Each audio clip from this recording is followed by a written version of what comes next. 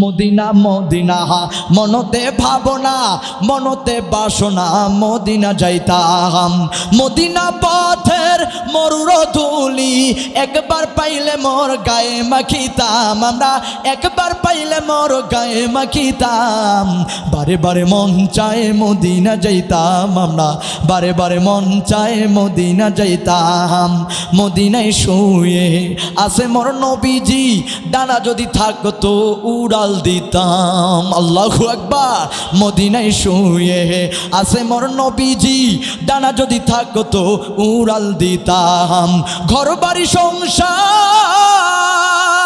ঘর বাড়ি সংসার নাই মোর দরকার, একবার যদি মোর নবীরে পাইতাম, আমরা একবার যদি মোর নবীরে পাইতাম। বারে বারে মন চায় মদিনা যাইতাম, আমরা বারে বারে মন চায় মদিনা যাইতাম। আল্লাহু আকবার।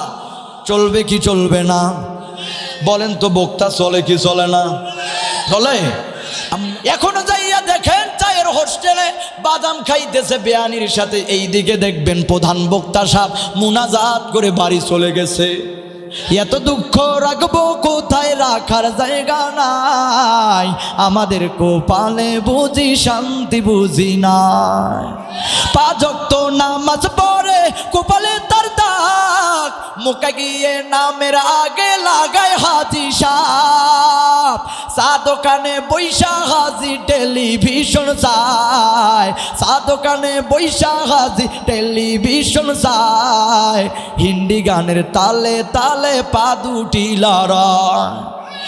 আছে না? আছে না এমন সোনার বাংলাদেশে? আমাদের কোপালে বুঝি শান্তি নাই, মোদের শান্তি সুখের পায়রা বুঝি উইরা গেছে ও জানায়। হায় রে আমাদের কোপালে বুঝি শান্তি নাই। আমার ভাইরা, শান্তির জন্য অনেক কিছু করলাম, যা কিছু করলাম, কিন্তু সোনার বাংলাদেশে শান্তি আর ফিরে আসে? আহারে, যেই সময় আপনি আমি বসে গেছি, দেখেন তো আল্লাহ তাআলা মেহেরবানি করে আপনাকে আমাকে নিয়ে আসলেন। আল্লাহ তাআলার দরবারে যদি তৌফিক না হইতো আপনি আমি কিন্তু আসতে পারতাম না। কথা বলেন ঠিক কিনা? আল্লাহ তাআলা তৌফিক দিয়েছেন বলে আপনি আমি আসতে পেরেছি, কিন্তু আল্লাহ তাআলা যদি তৌফিক না দিত বলেন আপনি আমি আসতে পারতাম? বলেন আসতে পারতাম? জামানার পয়গম্বর হযরত মূসা আলাইহিস সালাম আল্লাহ তাআলার সাথে এমনি এমনি করে বেশি কথা বলে, সব সময় বেশি বেশি কথা বলে। আল্লাহ তাআলা যদি জিগায়, রে মূসা, ও মূসা বলো তো লাঠিটা দ্বারা তুমি কি করবা? মূসা ডাক দেয়া বলে, এই লাঠিটা দ্বারা আমি পাতা পারি, অনেক কিছু করি, ছাগল মাঠের মধ্যে চড়াই। আল্লাহ তাআলা শুধুমাত্র একটা জবাব চায়। জামানার পয়গম্বর হযরত মূসা একসাথে কয়েকটা জবাব দেয়া দেয়। আল্লাহ তাআলা একদিন জিগাইলেন, ও মূসা রে, বলো তো তোমার নামটা কি? মূসা সুন্দর করে বলে, আমার নাম মূসা কালিমুল্লাহ, আমি হইলাম আল্লাহ তাআলার বন্ধু, আমি হইলাম এই জামানার পয়গম্বর মূসা। আল্লাহ তাআলা আবার জিগায়, মূসা বলো তোমার নামটা কি? মূসা দ্বিতীয়বার বলে, আমি হইলাম জামানার পয়গম্বর মূসা। আল্লাহ তাআলা আবার জিগাইলেন, এ মূসা বলো তোমার নামটা কি? তৃতীয়বার আর মূসা নামটা বলতে পারলেন না। তৃতীয়বার আর এত চেষ্টা করে, তাফসীরের মধ্যে এসেছে হযরত মূসা আলাইহিস সালামের প্রত্যেকটা লোম থেকে, প্রত্যেকটা পশম থেকে ঘাম ঝরতেছে, কিন্তু মূসা নিজের নামটা বলতে পারে না। আল্লাহ তাআলা জিগায়, মূসা এত কথা বলো, বন্ধু বলো তোমার নামটা কি? মূসা বলতে পারে না, এত চেষ্টা করে নাম বলতে পারে না।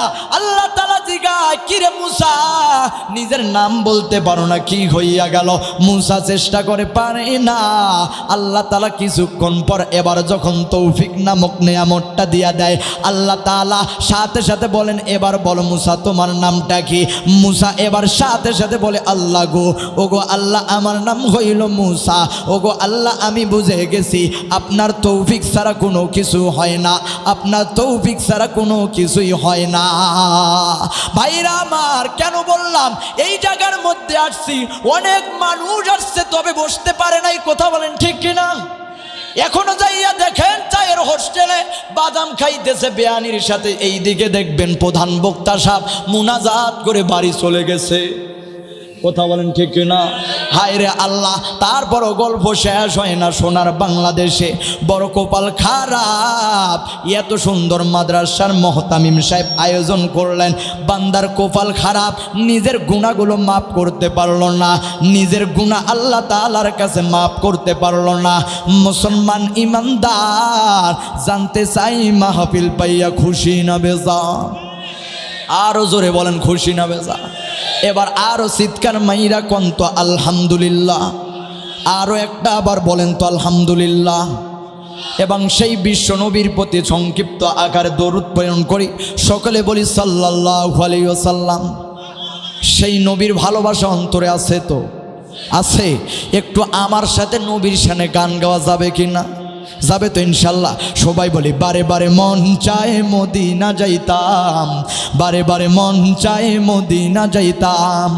মদিনা কত দূর কি সকাল কি দুপুর, মদিনা কত দূর কি সকাল কি দুপুর, ভাবিয়া দিন যেন যায় কি যে করিতাম, হয় রে ভাবিয়া দিন যেন যায় কি যে করিতাম।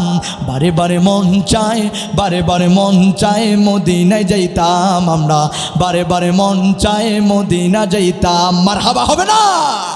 মদিনা মদিনা মনতে ভাবনা, মনতে বাসনা, মদিনা যাইতাম। মদিনা যাইতে মন চাইতো আব্বা জান? আল্লাহ তাআলা আমাদের সকলকে মদিনায় নিয়ে যাক, সকলে বলি আল্লাহুম্মা।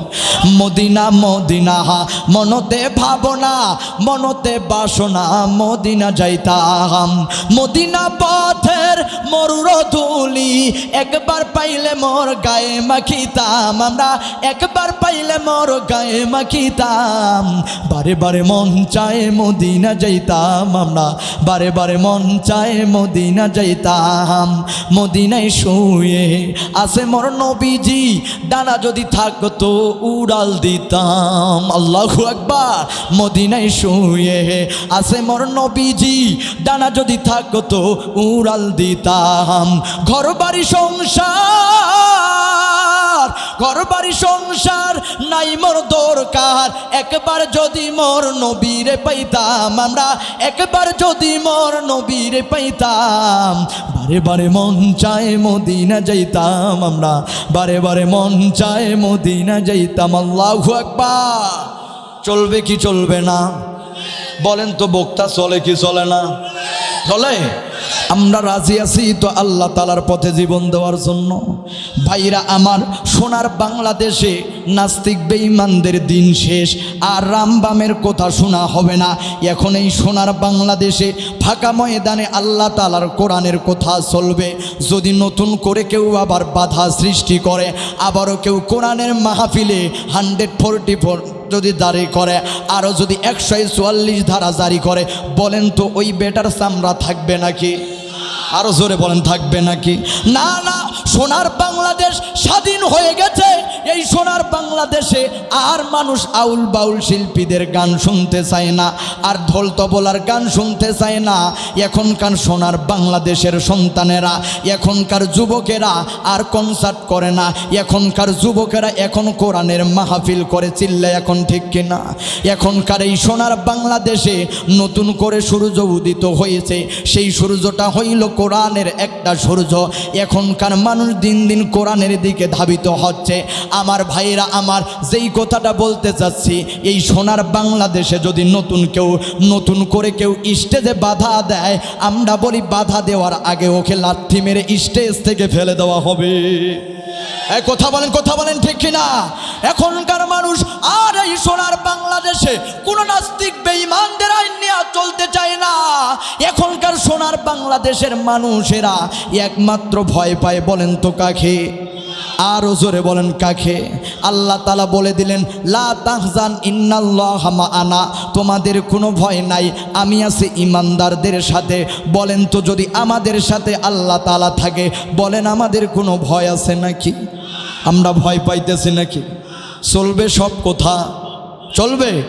যদি কেউ বলে যে হুজুর এগুলো কথা চলবে না, ওকে সাথে সাথে জুতা পিটাই এখান থেকে বিদায় করতে হবে। কথা বলেন ঠিক না?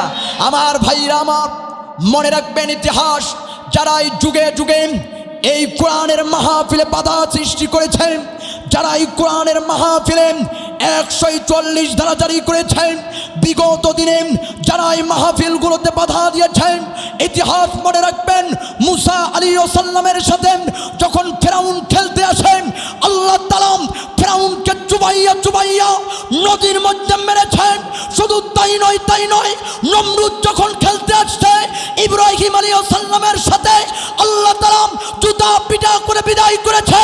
আজও সোনার বাংলাদেশে যখন উলামায়ে কিরামের সাথে খেলতে আসছে, সোনার বাংলাদেশ থেকে স্বৈরাচারীর পতন হয়েছে। কথা বলেন ঠিক কিনা? ভাইরা আমার, আপনারা জানেন এই আপনাদের সরাইখোলাতে আজহারি আসছিল না ভাই? ডক্টর মিজানুর রহমান আসছিল, ডক্টর মিজানুর রহমান আজহারি আসছিল।